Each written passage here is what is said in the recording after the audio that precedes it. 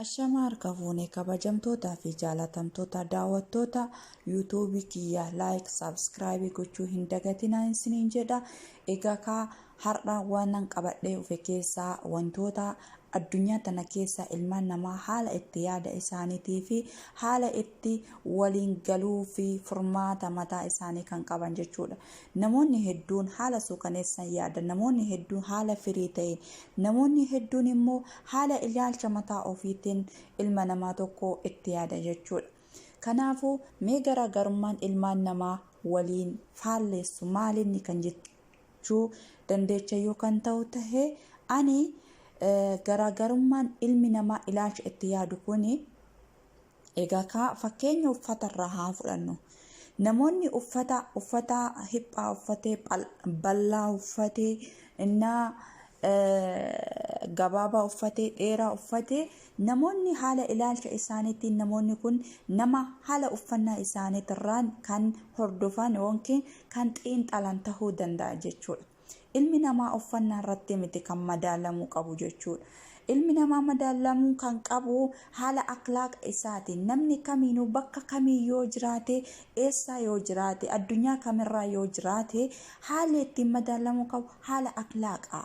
Ilmi namaa kun akkamitti ba'ee, akkamitti galee, eenyu wajjin oolee, haala kamiin oolee galee, haala kamiin jireenya isaa gaggeeffachaa jira, haala kamiin waliigaltee ilmaan namaa kana wajjin gaggeeffachaa jira kan jedhu akhlaaqa isaa irratti hundaa'a malee haala uffannaa irratti miti jechuudha. Innaa deebi'ee haala amala fakkaattii garagaraa kanarraanis kahee fakkaattii garagaraa hoggaa jennu fakkeenya muuziqaa haa fudhannu. Namoonni muuziqaa kun yeroo baasa inni akhlaaqni isaa gaariidha jedhee warroota fudhatu jira. Namoonni muuziqaa baasu kun akhlaaqni isaa gaariidha.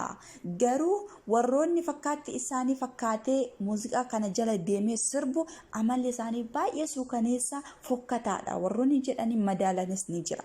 Fakkeenyaaf ammallee muslima haa fudhannu. Gara amantaa muslima keessatti shamarreen takka dirqama ajjabachuu qabdi. Kuni shari'aa islaamaa keessatti isa jedhamu kan jiru jira.